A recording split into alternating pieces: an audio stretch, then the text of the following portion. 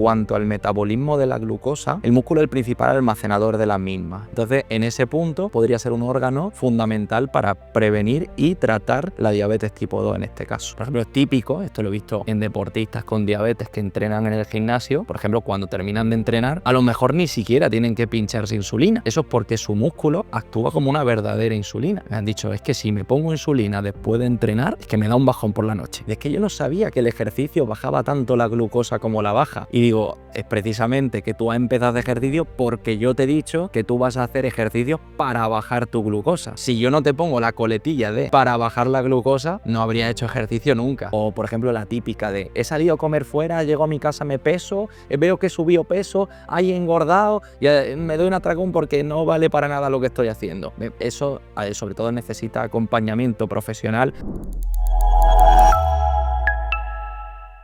Damos comienzo nuevamente con una entrevista más en Five Star. En este caso tenemos el placer y el privilegio de contar con el doctor Víctor Bravo, especialista en endocrinología, uno de los mejores divulgadores de España y Latinoamérica en diabetes, autor del libro Maldito Azúcar. Muchas gracias, Víctor, por estar con nosotros y compartir tu conocimiento y tu experiencia. Gracias a ti, Salva, por invitarme. Yo encantado de estar aquí. La primera pregunta que te quiero hacer es ¿qué papel juega el músculo en la prevención de la diabetes? Pues es fundamental tanto en la prevención como en el tratamiento, podríamos decir incluso. En la prevención al final sabemos que el músculo tiene muchísimas funciones, pero en cuanto al metabolismo de la glucosa, el músculo es el principal almacenador de la misma. Sería como el receptáculo donde guardaríamos la glucosa en mayor proporción dentro de nuestro organismo.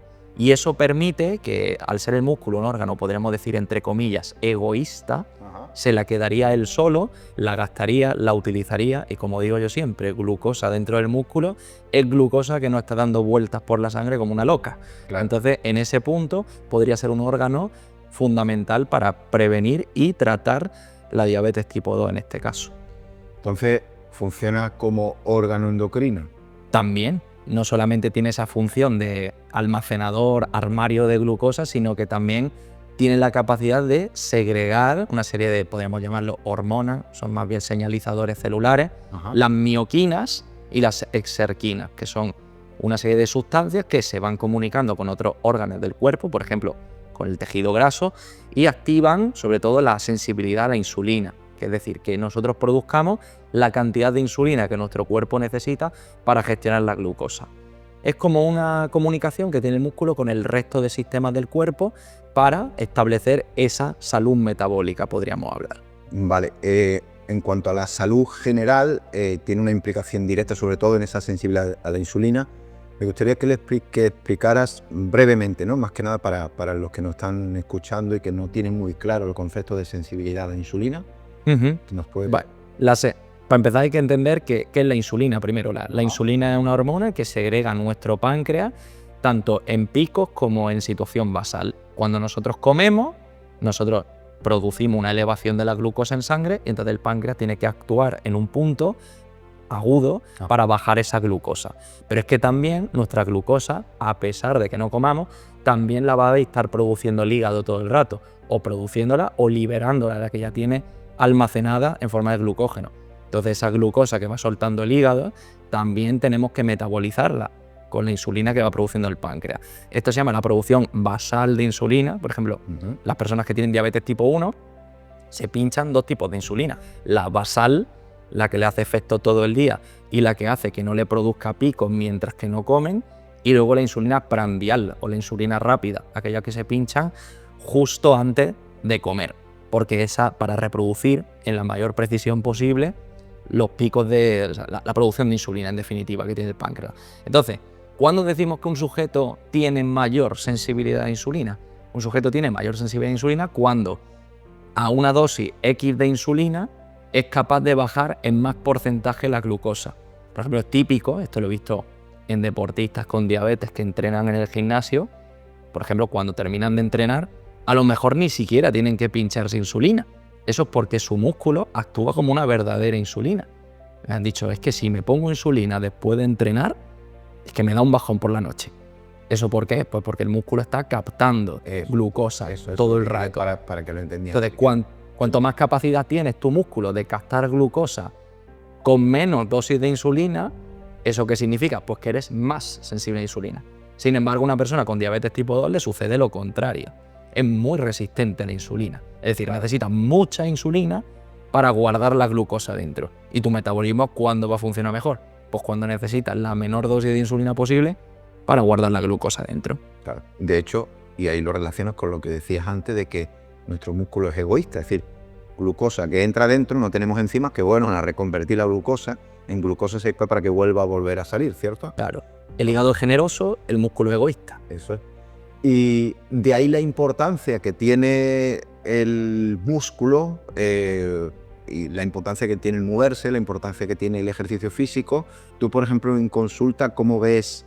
¿Hay más predisposición a nivel general de la gente para hacer ejercicio físico? ¿Hay menos? ¿Te cuesta trabajo de incitarlos que hagan ejercicio físico? Pues un poco lo que hemos estado hablando antes fuera de cámara. Yo te digo que depende de lo que la gente perciba que le va a dar como resultado. Yo, de hecho, a mis pacientes les digo, porque ellos me lo dicen, es que yo no sabía que el ejercicio bajaba tanto la glucosa como la baja. Y digo, es precisamente que tú has empezado de ejercicio porque yo te he dicho que tú vas a hacer ejercicio para bajar tu glucosa. Claro. Si yo no te pongo la coletilla de para bajar la glucosa, no habría hecho ejercicio nunca. Luego me reconocen que eso es así, porque si no, voy a hacer ejercicio para mejorar mi salud. Eso es como algo muy ambiguo, muy poco objetivo. O sea, la gente, por eso te digo que la gente está más o menos abierta a hacer ejercicio en función de los resultados que le vaya a dar. Sí. Si no, a lo mejor ni se lo plantean. ¿Cómo piensas que debería replantearse desde el entorno médico, ¿no? O si crees que hay algo que falta ahí, ¿no? En cuanto al tratamiento de la diabetes, de la obesidad? Yo casi te diría, después de ya 4 años trabajando en la seguridad social que tenemos aquí en España, que no es tanto problema de los médicos, sino un problema del sistema en general, que no favorece una multidisciplinaridad, vamos a decir. Y no me refiero a la multidisciplinaridad de médico, enfermera, celador. No me refiero a eso, me refiero a que, sobre todo en patologías donde al final los hábitos son los que más pesan, yo, por ejemplo, en mi programa online puedo hacer un seguimiento diario de las personas, puedo estar encima, puedo ver cómo están en casa, puedo ver si tienen un problema, si tienen ansiedad y tienen ganas de picotear, si tienen dudas de ir al supermercado a comprar y dicen, es que no sé si comprar esto o lo otro, o no sé cómo organizarme ahora que me han cambiado el trabajo, este horario por este otro, Claro. ahora es que tengo un problema de organización de esto o lo otro. Eso no ocurre cuando tenemos un seguimiento típico de consulta que voy cada 6 meses. Los problemas le van sucediendo al paciente, entra en bloqueo, se agobia y lo deja porque no tiene herramienta. Claro, el problema viene en el día a día. Entonces, me ha gustado mucho el concepto que tú trabajas en tu programa con nutricionistas y con entrenadores donde hay un control exhaustivo diariamente que me explicabas un momento fuera de cámara, de controlar realmente qué estrés estás generando mediante el ejercicio, qué estás comiendo, y es lo que tú dices, porque llega un momento donde, sobre todo gente que no está acostumbrada a hacer ejercicio físico, a llevar medianamente unos hábitos alimenticios, entonces si no tienes ese control diario, y ahí es donde entiendo que tú hablas de esa falta de equipo multidisciplinar, ¿no? Claro, y además, por ejemplo, en el libro también hablo del concepto de establecimiento de hábitos. Para que nosotros establezcamos un hábito necesitamos feedback inmediato. Es decir, cuanto más rápido sea el feedback sobre algo que yo he hecho bien, o cuando antes sea la corrección cariñosa de algo que hago mal, más fácil es modificar la conducta de la persona, porque la persona ve el resultado más rápido y siente que está avanzando en la dirección correcta. En cambio, si yo estoy en mi casa sin ningún tipo de supervisión y no tengo ningún profesional que me acompañe, pues yo no sé si estoy haciéndolo bien o estoy haciendo mal. O, por ejemplo, la típica de he salido a comer fuera, llego a mi casa, me peso, veo que he subido peso, he engordado, y me doy un atracón porque no vale para nada lo que estoy haciendo. Eso, sobre todo, necesita acompañamiento profesional, porque ahí necesitas la persona que te diga, oye, mira, lo que te pasa es normal, no te tienes que pesar todos los días, con una vez a la semana es suficiente, oye, mira que si te miden la glucosa a la hora de haber comido no es significativo, no te preocupes, ¿no? Pues la gente eso entra en bucle, se obsesiona y como no tenga los resultados perfectos en la báscula o en el glucómetro, lo deja. Entonces hay que tener ese seguimiento Pero al final es lo que el paciente al final más agradece. Claro. ¿Hay algún, o por dónde se mueven los últimos avances en cuanto a investigación para la diabetes? Pues mira, ahora mismo lo que más se está moviendo a nivel científico farmacológico son los análogos del GLP-1, que entiendo que ahora hablaremos de ellos, pero realmente yo siempre digo que el avance científico es súper importante, por supuesto, pero lo que realmente funciona para la diabetes está ya más que inventado. Es decir, yo no he venido aquí a descubrir América ni a reinventar la rueda. Es simplemente una forma diferente de orientar un sistema de atención al paciente. Pero a nivel de ciencia pura y dura, lo que más se está estudiando ahora, lo que se está trabajando también, porque es lo que es más rentable económicamente, son los análogos del receptor de GLP-1. Entonces, ¿cuáles son las líneas principales de investigación? ¿Se mueven por ahí? ¿Que se está moviendo a nivel...? Sí, lo que más se está estudiando es a ver quién inventa antes el fármaco que haga perder más kilos en menos tiempo. Por así resumirlo, es lo que más se está estudiando. Sí, luego que tienes efectos beneficiosos cardiovasculares, que tiene efectos renales, que prolongan la supervivencia, sí, pero en el fondo, lo que se está estudiando desde la industria, que me parece muy bien, porque al final es algo que es necesario, ¿qué fármaco es el que te hace perder peso más rápido en menos tiempo? Eso es lo que se está estudiando. Luego hablaremos de los posibles efectos que puede tener eso. Pero antes me gustaría, más que nada para los que nos están escuchando y tienen un poco follón, un poco lío, ¿no? Del tema de que sí, qué son los análogos. Efectivamente, qué es el OFEP, qué Sí. es el... ¿Nos puedes explicar un poquito por encima ese orden no cronológico que me explicabas tú a mí antes?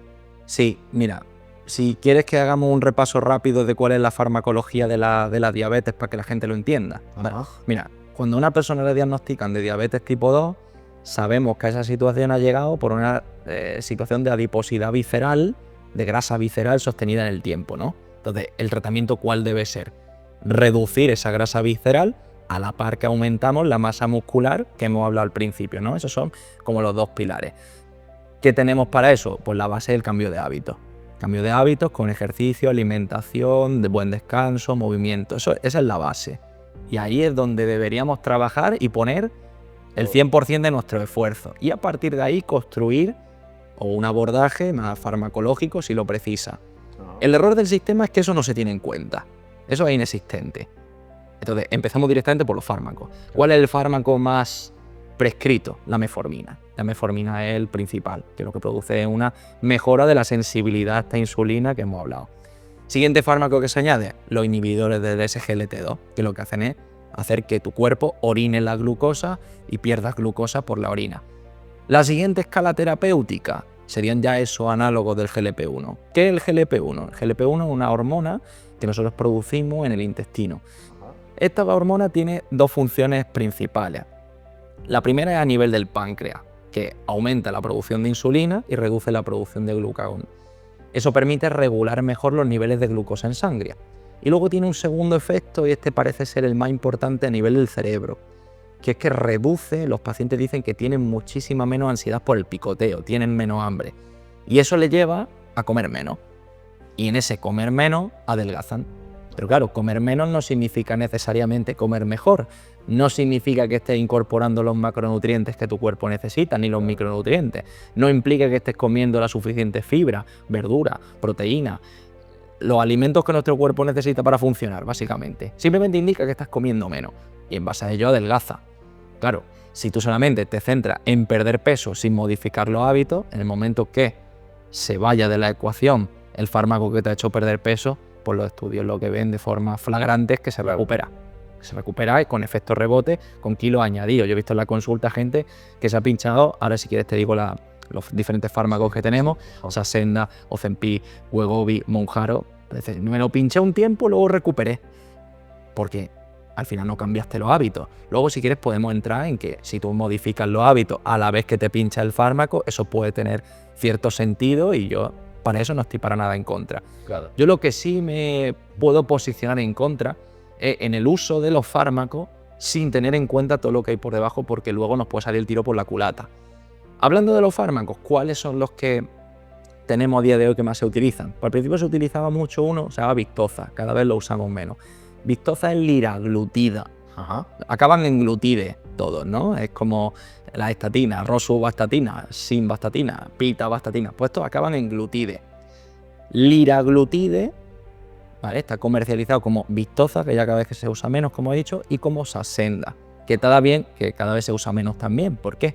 Porque es la administración es diaria. Es un pinchazo todos los días. Liraglutida en formato Vistoza llegaba hasta una dosis de 1,2 miligramos y en formato Saxenda llega hasta una dosis de 3 miligramos. Más saciante y mejores resultados a nivel de perder peso. Luego en otro punto tenemos lo que salió ya el Ozempic, que ya era una administración semanal. Ya pasamos de una administración todos los días a una administración Más cómodo, claro. más cómodo, una vez a la semana. Ahora es semaglutide. El Lira ahora es semaglutide. Salió el Ozempic allá por el año 2018, si no recuerdo mal, por allí salió. Y la gente empezó a pinchárselo y a conseguir incluso mejores resultados todavía que con Saxenda. Eran 3 dosis, la de 0,25, 0,5, 1 miligramo. Y luego, recientemente, hace un par de años, salió ya Wegovy. Wegovy sigue siendo semaglutide, lo que pasa que dosis incluso mayores, 1,7, 2,4 miligramos.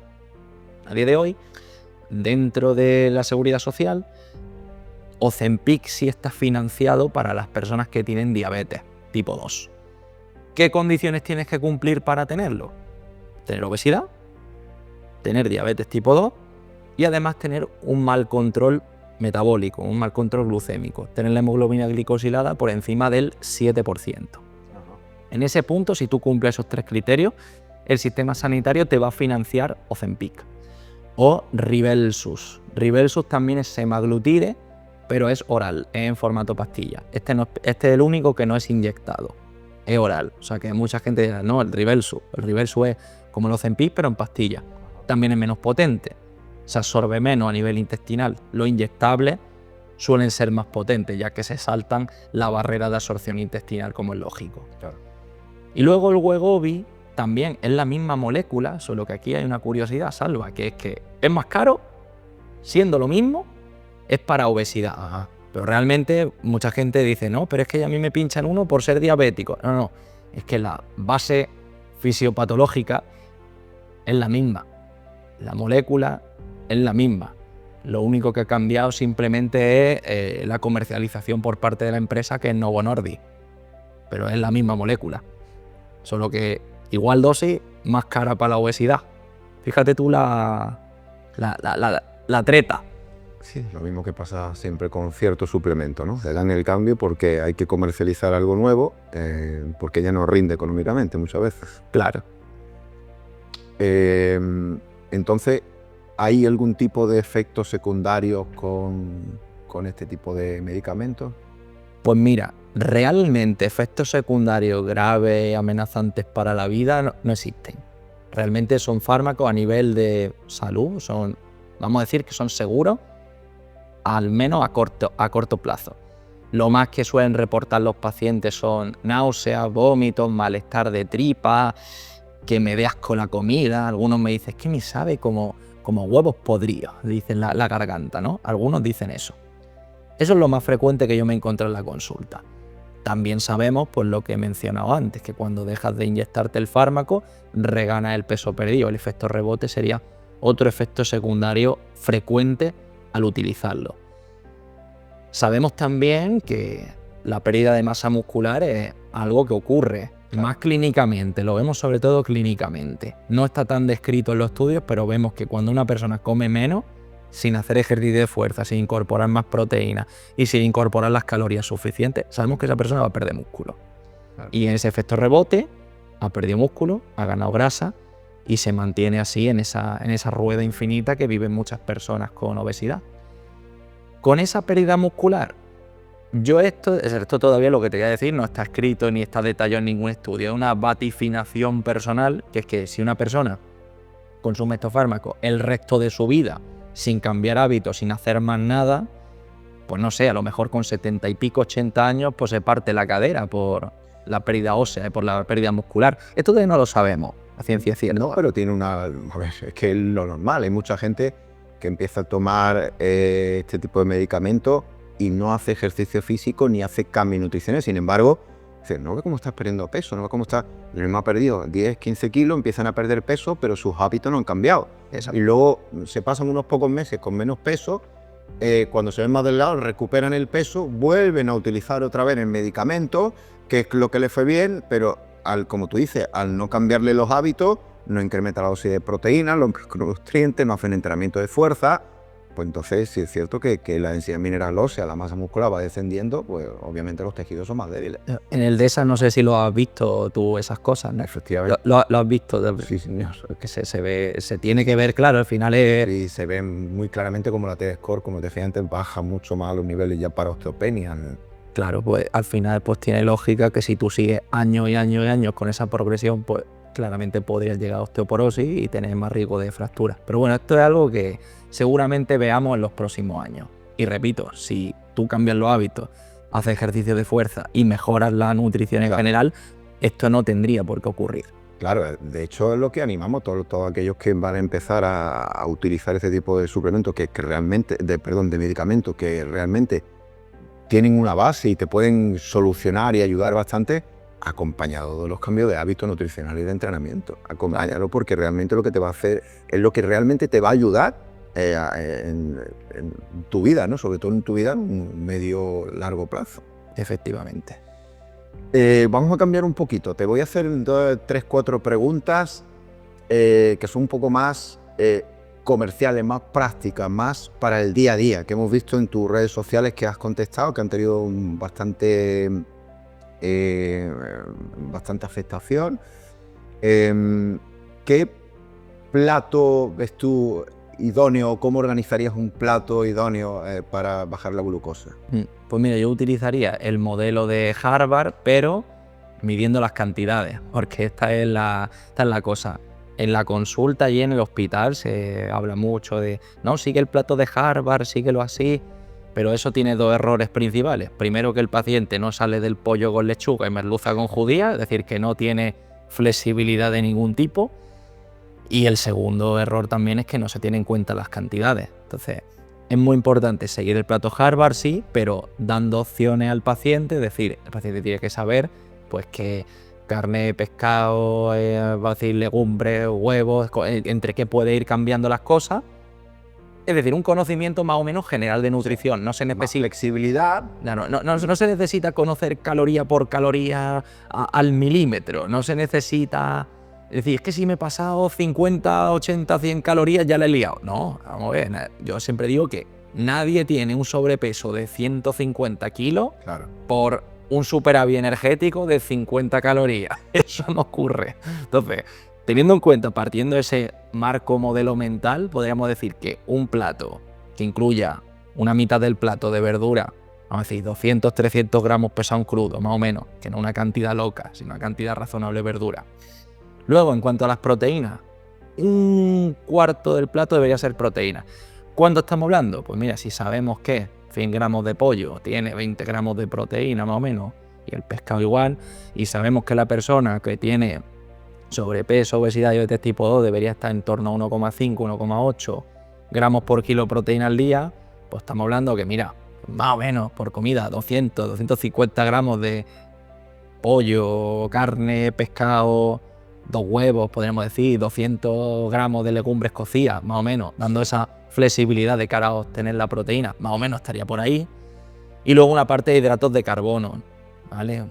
La parte restante entre proteínas, verduras y grasa, la grasa más o menos podría ser pues medio aguacate, por ejemplo, o frutos secos, o por ejemplo, mis favoritos serían los lácteos fermentados, por ejemplo, un yogur griego, estaría muy bien de cara a obtener la grasa.